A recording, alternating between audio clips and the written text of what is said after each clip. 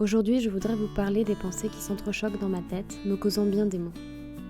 J'ai l'impression de me poser trop de questions, de ne pas être assez dans l'instinct, et en même temps, j'ai envie de poser des mots sur ce qui me tiraille pour suivre ma pensée et extraire une explication de ce qui m'arrive. Depuis quelques mois, la situation avec Meiko m'échappe. Je dérape lentement de la pente, comme cette fois où elle m'a poussée au bord d'un petit ravin et que je me suis sentie glisser, impuissante face à elle. Et ce n'est pas une métaphore. Aujourd'hui, j'ai besoin de constater les faits, prendre du recul pour savoir où j'en suis et où je vais. Meiko, je l'aime et elle le sait. Toutes ces attentions que je n'ai que pour elle et pas pour les autres chevaux, tous ces moments que j'ai passés assise à côté d'elle à la regarder manger, dormir, la caresser, la cajoler, l'observer pour comprendre ce qu'elle aime et faire qu'elle se sente bien en ma présence. Tout ça, elle le sait, mais ce n'est pas suffisant pour établir une relation. Pour qu'un cheval devienne un compagnon, il faut qu'il ait confiance en vous. La confiance est d'autant plus nécessaire du fait que le cheval est une proie. L'inquiétude, l'angoisse le guettent, et ne pas être capable d'y répondre sereinement ne fait pas de nous un bon compagnon. Les réticences qui vont la submerger dans un lieu qu'elle ne connaît pas, et le stress face à l'inconnu vont créer une tension palpable. Si je ne suis pas capable de répondre à cette peur par la confiance que j'ai en moi, si à ce moment-là je n'ai pas la force de lui dire de se calmer avec fermeté et douceur tout en lui montrant que j'incarne cette force qui saura effacer toute réticence, comment peut-elle me faire confiance ? Parce que tout vient de là, la confiance. Je peux l'aimer éperdument, elle peut m'aimer en retour, mais si je ne lui dis pas qu'elle peut avoir confiance en moi, comment peut-elle accepter de me suivre ? Pourquoi le ferait-elle ? Je ne suis ni une assurance ni une valeur sûre. J'essaie, j'échoue. Je suis toujours en retard dans mon timing. Je recommence et recommence, à qui sera la plus entêtée de nous deux ? Je me confronte à la force d'un cheval et je perds pied. Je ne canalise ni mes émotions ni ma raison et je subis cette épreuve comme un échec. Ce n'est que plus tard que je comprendrai que c'était le chemin à emprunter et que ces confrontations sont nécessaires pour forger l'humaine fière et sûre d'elle dont ma jument a besoin.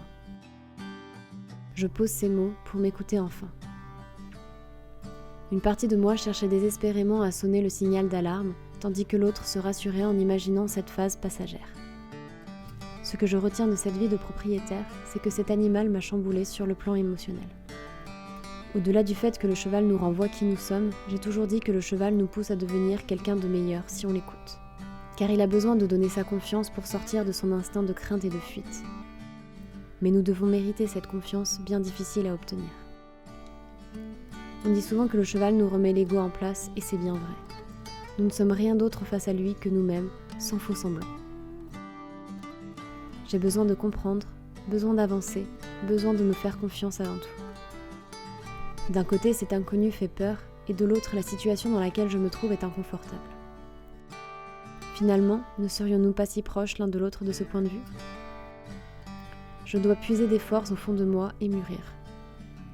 Jusqu'ici, la patience m'a été acquise grâce aux chevaux. Aujourd'hui, j'ai besoin d'être l'assurance, la protection, la force inébranlable. Être sûre de moi.